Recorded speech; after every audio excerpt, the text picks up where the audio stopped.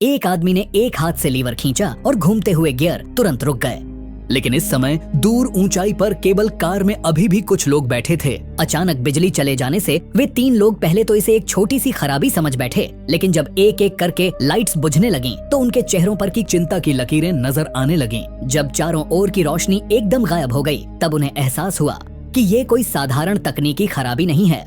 घबराए हुए उन्होंने मदद के लिए चिल्लाना शुरू कर दिया, क्योंकि उन्हें समझ में आ गया था कि आज रविवार है और अगले शुक्रवार तक स्कीइंग स्थल फिर से नहीं खुलेगा। सबसे बुरी स्थिति यह होगी कि पूरे हफ्ते कोई उनकी खोज खबर नहीं लेगा। इसी बीच आकाश से बर्फ गिरने लगी और पल भर में ही यह हल्की बर्फबारी एक तेज बर्फीले तूफान में बदल गई।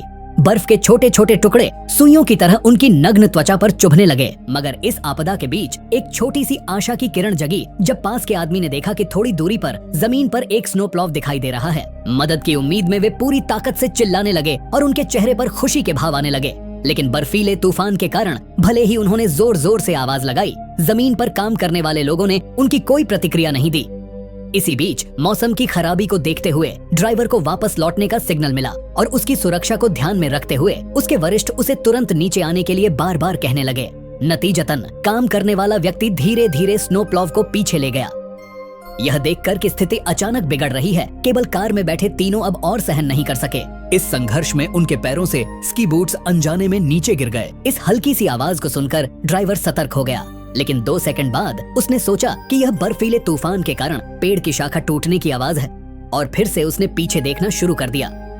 अब केवल कार में बैठे लोग खुद को बचाने के लिए हर वो चीज फेंकने लगे जो उनके पास थी, लेकिन इसका कोई असर नहीं हुआ।